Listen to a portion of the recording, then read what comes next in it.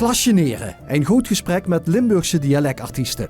Vandaag butenredner Pierre van Helden uit de Melderse. Deze Limburgse butenkampioen van 1989, 1993, 2001, 2006 en 2009 stapte als 15- en 16-jarige al in de butenton. De man die in het Noord-Limburgse nauwelijks concurrentie kent, is dus deskundig en gelouterd.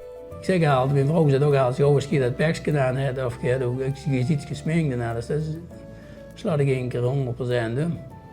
Dat kroep ik ook aan in die rollen en zo. Ja.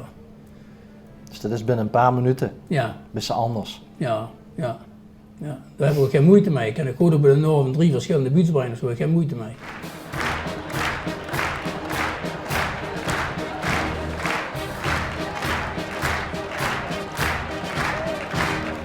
Als je kijkt hoe ik begonnen ben met de buurt tegenover nou, er is toch enorm veel veranderd. Het moet allemaal, ja, vooral in de wedstrijd snel.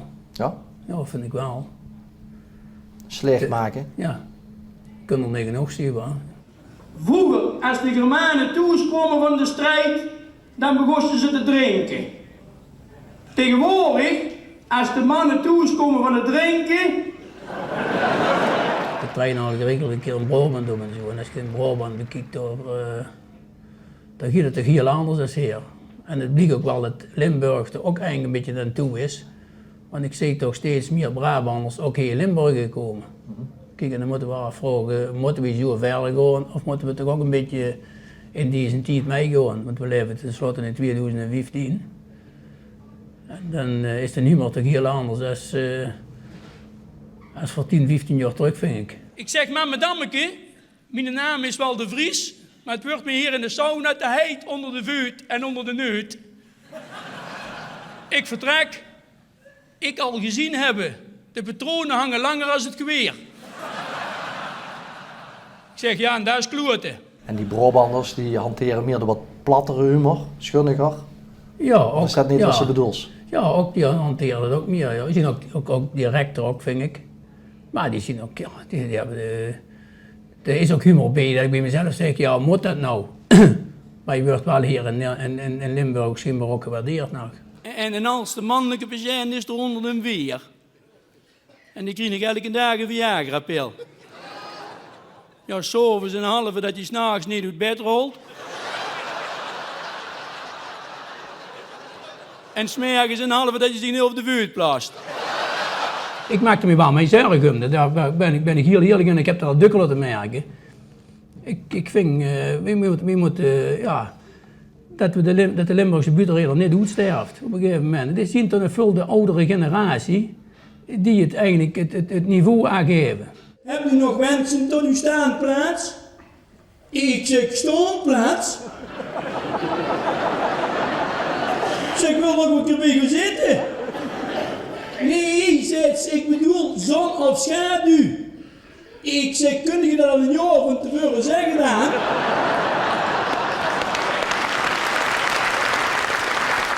Ik werk heel veel met Wim Hendricks van die kende denk ik wel. Daar werk ik heel veel mee samen. Ik heb op een gegeven moment een rode draad en dan ga ik met Wim eens aan de tafel zitten. En Wim is nogal ontzettend een woordspecialist, is dat nogal wat delegeert.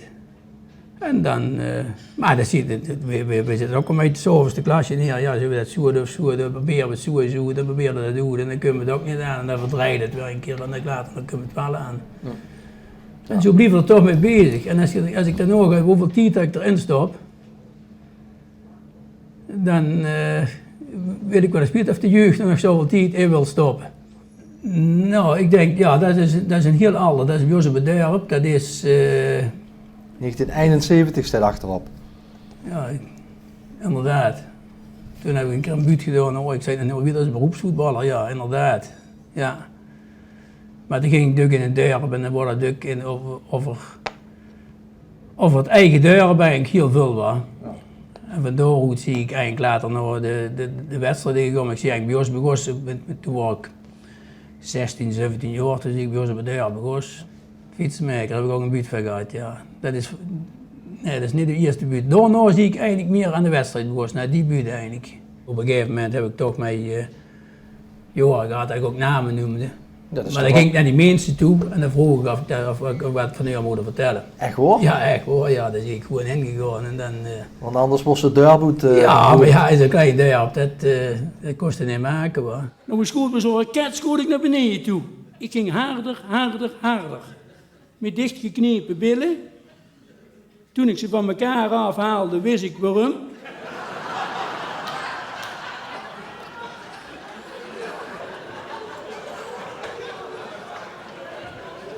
En schijnbaar ben ik daardoor van het parcours afgeweken. Want ik ging naar een hurk zitten, ik wou de handrem er nog optrekken. Nou, en ik vlieg met een vaart die tent in. Maar midden in de tent stond ze een pool. Gelukkig waren die danseret net klaar. Ik wil nog om de pool heen slalommen. Ik vlieg met 40, 50 in spagaat tegen de pool aan. Mijn dubbele airbag vloog open.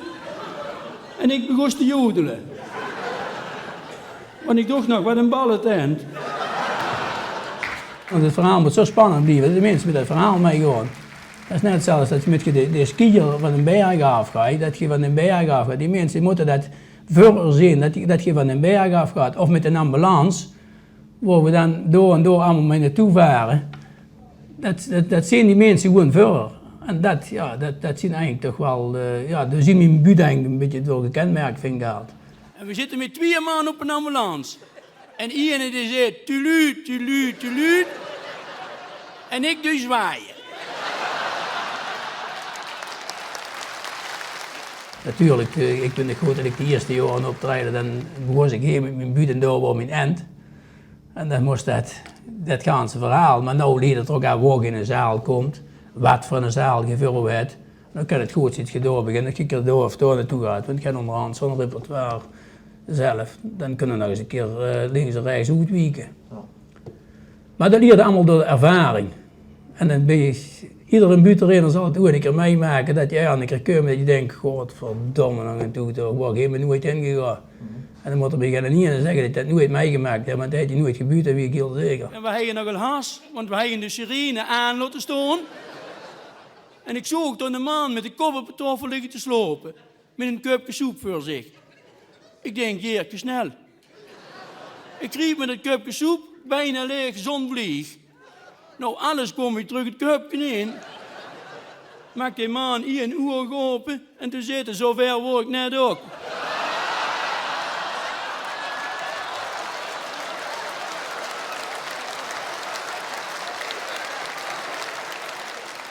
Kijk, en de mensen die je heen gaat, die hebben ook hoge verwachtingen van jou. En die moeten het om ieders geworpen weer te maken.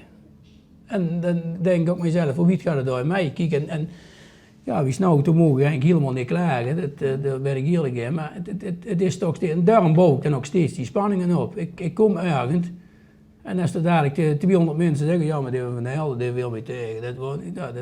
Dat zou ik verschrikkelijk vinden. Dit is voor mij, ik wil presteren, ik moet wat neer proberen te zetten, waar de mensen tevreden in zijn.